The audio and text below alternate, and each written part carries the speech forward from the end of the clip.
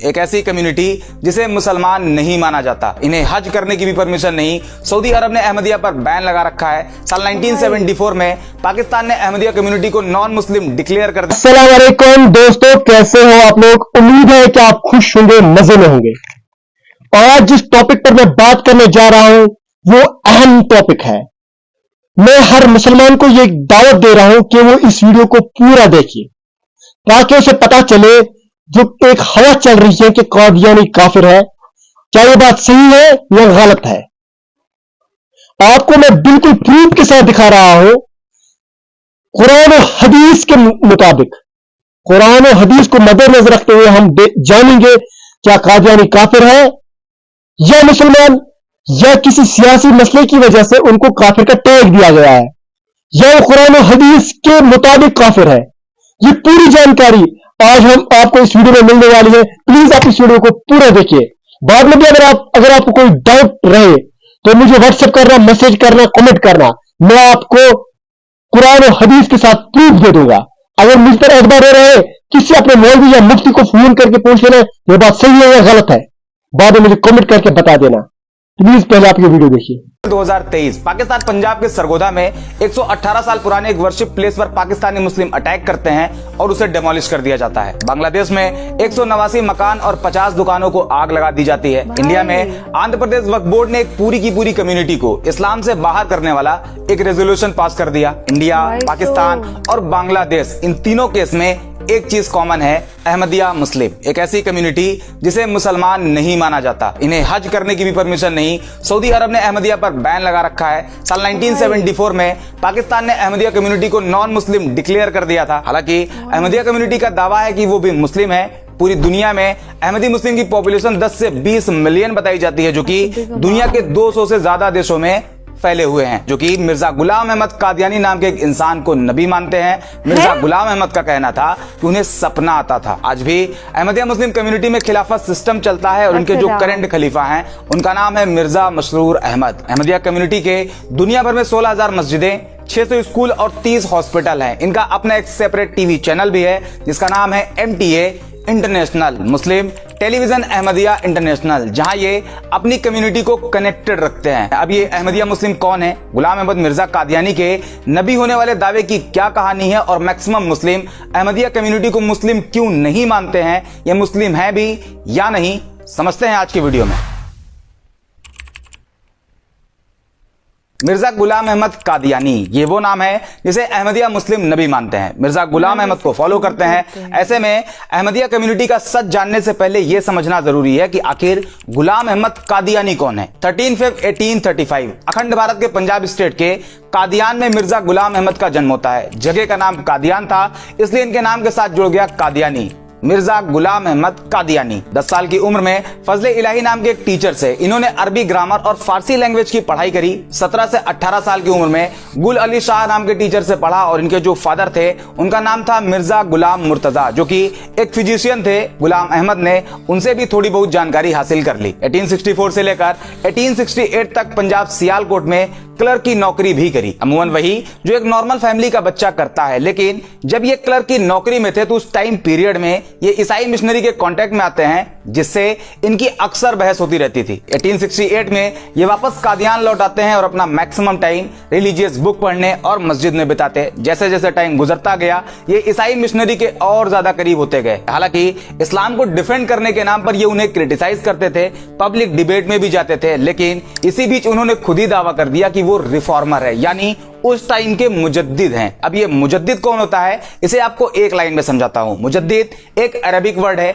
Islamic tradition में अल्लाह हर 100 साल में एक मुजद्दिद भेजता है जो कि मुस्लिम कम्युनिटी में फैली मिसकंसेप्शन को वापस से सही रास्ते पर लाने का काम करता है। मिर्जा गुलाम अहमद कादियानी खुद को मुजद्दिद बताने लगते हैं, खुद को इस्लाम का मसीहा बताते हैं। उन्होंने एक किताब भी लिखी जिसका नाम था बराहीने अहमदिया, जिसे वो अपना एक भारी भरकम काम भी मानते थे। अब ये क्लेम कोई छोटा क्लेम तो है नहीं, मुजद्दिद होना ही अपने आप में एक लेवल सेट करता है। लेकिन गुलाम अहमद कादियानी यही नहीं रुके, उन्होंने खुद ही ये दावा किया कि वो ईसा और मेहंदी अलैहिस्सलाम है। एक्चुअल मुस्लिम का मानना है कि ईसा अलैहिस्सलाम और मेहंदी अलैहिस्सलाम दो अलग अलग पर्सनालिटी कम्युनिटी हैं और ये कयामत के करीब दुनिया में उतारे जाएंगे, जंग होगी और पूरी दुनिया में सिर्फ इस्लाम होगा। जबकि अहमदिया मुस्लिम का मानना है कि ईसा और मेहदी अलैहिस्सलाम एक ही पर्सनालिटी हैं और वो हैं मिर्जा गुलाम अहमद कादियानी, जो कि आ चुके हैं। ये पहला पॉइंट है जो कि एक्चुअल इस्लामिक बिलीफ के जस्ट उल्टा है। और इसी के बाद मिर्जा गुलाम अहमद कादियानी कुछ नए नए दावों के साथ एक अलग कम्युनिटी की शुरुआत करते हैं जिसे नाम देते हैं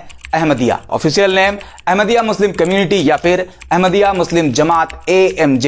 अरबिक लैंग्वेज में इसे कहा जाता है अल जमा अल इस्लामिया अल अहमदिया। हालांकि अहमदिया मूवमेंट की शुरुआत 1889 में ही हो चुकी थी, लेकिन ये अहमदिया नाम करीब 10 साल बाद रखा गया। 4 नवंबर 1900 मिर्जा गुलाम अहमद ने इस नाम की अनाउंसमेंट करी, जो कि प्रॉफिट ऑफ इस्लाम के अल्टरनेटिव नेम अहमद से लिया गया है। अब आते हैं उस पॉइंट पर जिसे लेकर अहमदिया कम्युनिटी चर्चा में बनी रहती है, जिसकी वजह से उन्हें मुसलमान नहीं माना जाता, उनका फेथ। अगर आप किसी अहमदिया मुस्लिम से बात करते हैं और उनसे उनके फेथ के बारे में पूछते हैं तो उनका कहना होता है वो एक अल्लाह पर मजबूती से यकीन रखते हैं। एज इट इज नॉर्मल मुस्लिम भी एक अल्लाह को ही मानते हैं। अहमदी मुस्लिम का कहना है कि वो भी प्रॉफिट ऑफ इस्लाम को अपना नबी मानते हैं और कुरान अल्लाह की किताब है, इस पे भी यकीन रखते हैं। नॉर्मल मुस्लिम का भी यही स्टैंड है। अहमदी मुस्लिम का यह भी कहना है कि वो अरकान अल इस्लाम, नमाज, रोजा, ज़कात, हज पर भी यकीन रखते हैं, सेम एक नॉर्मल मुस्लिम की तरह। अहमदी मुस्लिम काबे की तरफ मुंह करके नमाज भी पढ़ते हैं। तो अब सवाल ये, आखिर प्रॉब्लम क्या है जिस वजह से इन्हें मुसलमान नहीं माना जाता, यहां तक कि इन्हें हज करने की भी परमिशन नहीं। आपको इसी पॉइंट को समझना है। नंबर 1, खत्म नबूवत। मिर्जा गुलाम अहमद कादियानी की जो किताब है बराहीन अहमदिया, उसमें उन्होंने दावा किया है कि वो नबी हैं, जबकि एक्चुअल मुस्लिम का यह कहना है कि मोहम्मद सल्लल्लाहु अलैहि वसल्लम आखिरी नबी हैं। अब उनके बाद कोई नबी नहीं आएगा। आइए इसे समझते हैं। पहले देखते हैं कुरान में खत्म नबूवत को लेकर क्या कहा गया है। कुरान चैप्टर 33 वर्स 40, जिसमें कहा गया है लेकिन वो अल्लाह के नबी हैं और पैगंबरों में आखिरी हैं। हदीस भी देख लेते हैं। तिरमिजी की एक हदीस है। प्रॉफिट ऑफ इस्लाम कहते हैं मेरे और मेरे पहले के सभी नबियों का एग्जाम्पल ऐसा है जैसे एक आदमी ने एक बेहद ही खूबसूरत महल बनवाया, लेकिन उस महल में एक ईंट की जगह छोड़ दी। लोग उस महल को देखने आते, उसकी तारीफें करते, लेकिन लास्ट में वो कहते अगर उस खाली जगह पर एक ईंट लगी होती तो कितना अच्छा होता, महल पूरा कंप्लीट हो जाता और मैं वही आखिरी ईंट हूं। कई दूसरी जगह इसी बात को इस तरह भी मेंशन किया गया है कि मैंने उस खाली जगह को भर दिया और इस तरह पैगंबरी का महल पूरा हो गया। इस हदीस से ये क्लियर हो जाता है कि मोहम्मद सल्लल्लाहु अलैहि वसल्लम आखिरी नबी हैं और उनके बाद अब कोई नबी नहीं आने वाला। ऐसे में कोई नबी होने का दावा करता है तो वो काफिर है। लेकिन अब आप अहमदिया मुस्लिम का तर्क भी देख लें। वो मिर्जा गुलाम अहमद कादियानी को नबी साबित करने के लिए कैसे खत्म नबूवत को मैनिपुलेट करते हैं। अहमदिया मुस्लिम का कहना है कि वो ये बात मानते हैं कि मोहम्मद सल्लल्लाहु अलैहि वसल्लम आखिरी नबी हैं, लेकिन, और इसी लेकिन में सारा खेल है। वो कहते हैं नबी 2 तरह के होते हैं। पहले शरीयत प्रॉफिट, ऐसे नबी जिन्हें शरीयत दी जाती है, जैसे मूसा अलैहिस्सलाम जिन्हें तौरात दी गई, मोहम्मद सल्लल्लाहु अलैहि वसल्लम जिन्हें कुरान दी गई। दूसरे लेटेस्ट नबी, ऐसे नबी जिन्हें नई शरीयत नहीं दी जाती, वो अपने पिछले नबी की शरीयत को फॉलो करते हैं, उम्मा में फैली मिसकंसेप्शन को दूर करते हैं। और जो कुरान में खत्म नबूवत की बात कही गई है या हदीसों में आया है, वो पहले टाइप यानी शरीयत नबी के बारे में कहा गया है कि अब ऐसा नबी नहीं आएगा जिसे नई शरीयत दी जाएगी, जबकि दूसरे टाइप के नबी का रास्ता अभी भी खुला हुआ है। और मिर्जा गुलाम अहमद कादियानी दूसरे टाइप के नबी हैं, यानी उन्हें शरीयत नहीं दी गई है, बल्कि वो मोहम्मद सल्लल्लाहु अलैहि वसल्लम की शरीयत को ही फॉलो करते हैं। ये अहमदिया मुस्लिम का तर्क है। अब आइए इसे हम थोड़ा और डिकोड करते हैं। पहले ये 2 तरह के नबी वाले कॉन्सेप्ट को समझते हैं। ये जो 2 तरह के नबी की बात आई, इसमें एक होते हैं नबी और एक होते हैं रसूल। एक पॉइंट आप दिमाग में रखिएगा, जो रसूल होते हैं वो नबी भी होते हैं, लेकिन एक नबी जरूरी नहीं कि वो रसूल भी हो। अब दोनों में फर्क समझते हैं। पहले नबी कौन होता है ये जानते हैं। नबी वो होता है जिसे अल्लाह इंसानों को सही रास्ते पर लाने के लिए दुनिया में भेजता है और उस पर वही भी आती है, लेकिन उन्हें एक नई शरीयत नहीं दी जाती, बल्कि वो अपने पिछले नबी की शरीयत को फॉलो करते हैं और उसी के हिसाब से लोगों को सही गलत के बारे में बताते हैं। जैसे हारून अलैहिस्सलाम, ये नबी तो हैं, लेकिन इनके पास कोई नई शरीयत नहीं, बल्कि ये अपने पिछले नबी मूसा अलैहिस्सलाम की शरीयत को फॉलो करते हैं। दूसरे हैं रसूल। रसूल वो होते हैं जो नबी तो होते ही हैं, लेकिन उन्हें एक नई शरीयत भी दी जाती है, जैसे मूसा अलैहिस्सलाम को तौरात, मोहम्मद सल्लल्लाहु अलैहि वसल्लम को कुरान। और जब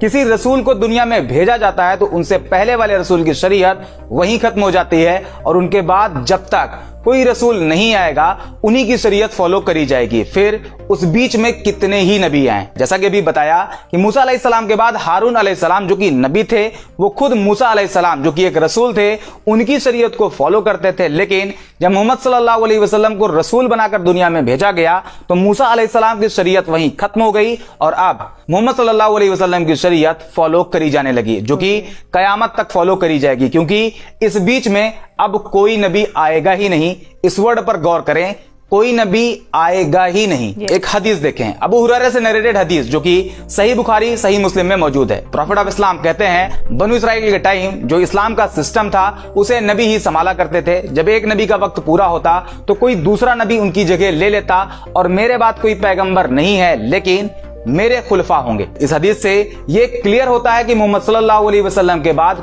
कोई नबी नहीं आएगा, लेकिन हम इसे कुरान से भी समझते हैं। कुरान चैप्टर 33 और वर्स 40 को जब आप देखते हैं तो उसमें खत्म नबूवत के लिए जो वर्ड इस्तेमाल किया गया है वो है खातिमुन नबीयीन। चूंकि अगर अहमदिया मुस्लिम के तर्क के हिसाब से देखें कि यहां कुरान शरीयती प्रॉफिट के खत्म होने की बात कर रहा तो यहां पर वर्ड इस्तेमाल होना था खत्मुर रसूल या फिर खत्मुल मुरसलीन, क्योंकि मोहम्मद सल्लल्लाहु अलैहि वसल्लम रसूल हैं। लेकिन यहां वर्ड इस्तेमाल हुआ है खातिमुन नबीयीन, मतलब कोई नबी नहीं आएगा तो रसूल आने का सवाल ही पैदा नहीं होता। ऐसे में खातिमुन नबीयीन इस बात को कंफर्म करता है कि मोहम्मद सल्लल्लाहु अलैहि वसल्लम आखिरी नबी हैं और अब आपके बाद कोई नबी नहीं आएगा। मुस्नद अहमद और तिरमिजी में सैयदना अनस इब्न मालिक से नरेटेड एक हदीस है जिसमें प्रॉफिट ऑफ इस्लाम कहते हैं इसमें कोई शक नहीं मेरे बाद रसूल और नबी खत्म हो जाएंगे और मेरे बाद ना कोई रसूल होगा और ना ही कोई नबी। यह बात कुरान और हदीस से प्रूव होती है जिसे इस्लाम में ऑथेंटिक सोर्स माना जाता है। और अगर कोई इंसान कुरान के किसी एक छोटे से छोटे पॉइंट को भी नहीं मानता या फिर वो सही हदीस से इनकार करता है तो वो काफिर माना जाता है। कुरान चैप्टर 2 वर्स 85, तो क्या तुम किताब के कुछ हिस्से को मानते हो और कुछ हिस्से को नहीं मानते? तो तुम में से जो लोग ऐसा करेंगे उनके लिए उनकी जिंदगी में रुसवाई के सिवा और क्या सजा हो सकती है और कयामत के दिन उन्हें कड़ी सजा दी जाएगी। यह था अहमदिया कम्युनिटी का खत्म नबूवत से इनकार का सच। अब दूसरा नंबर देखिए, जिहाद। अहमदिया मुस्लिम का मानना है जिहाद का असली मतलब खुद को बेहतर बनाना है और इसका कोई कनेक्शन वायलेंस से नहीं है, मतलब जंग का जिहाद से कोई लेना देना नहीं। जबकि इस्लाम में जंगे बद, जंगे उहुद, जंगे खैबर जैसी बहुत सी जंग हुई। खालिद बिन वलीद ने अपनी पूरी जिंदगी जंग के मैदान में गुजार दी और इसे ही जिहाद कहा जाता है। जबकि अहमदिया मुस्लिम कहते हैं जिहाद का वायलेंस जो कि जंग में होती है उससे कोई कनेक्शन नहीं। आइए इसे भी समझते हैं। जिहाद जो कि एक अरबिक वर्ड है और इसका मतलब होता है स्ट्रगल। इस्लामिक वे में इसका मतलब होता है अल्लाह की राह में जिहाद करना, जो कि दो तरह का होता है। पहला जिहाद अकबर यानी बड़ा जिहाद। इसका मतलब इंसान खुद अपने अंदर मौजूद desire, lust and bad habits के खिलाफ स्ट्रगल करता है, उससे जिहाद करता है जिसका मेन ऑब्जेक्टिव खुद को एक बेहतर इंसान बनाने का होता है। दूसरा होता है जिहाद असगर जिसे छोटा जिहाद कहा जाता है, जो कि एक फिजिकली जिहाद है और ये इनजस्टिस के खिलाफ लड़ा जाता है, जो कि एक कॉन्फ्लिक्ट भी हो सकता है लेकिन इसकी कंडीशन और लिमिट्स इस्लाम में क्लियरली मेंशन है। कुरान चैप्टर 2 वर्स 190 जिसमें कहा गया है जिहाद करो उससे जो तुमसे जिहाद करे लेकिन हद पार ना करो क्योंकि अल्लाह हद पार करने वालों को पसंद नहीं करता। जबकि अहमदिया मुस्लिम जिहाद असगर से डिनाई करते हैं। हालांकि आजकल जिहाद को लेकर बड़ी ही अजीब अजीब बातें सोशल मीडिया पर घूमती रहती हैं, जबकि इस्लाम में जिहाद का basic objective truth, justice and peace को स्टेब्लिश करना है। और यह भी जरूरी नहीं कि जिहाद हमेशा एक मिलिट्री कॉन्फ्लिक्ट ही हो, यह पर्सनल कॉन्फ्लिक्ट भी हो सकता है, जैसे कि अपनी ही बैड हैबिट्स के खिलाफ लड़ना। और कुछ लोग तो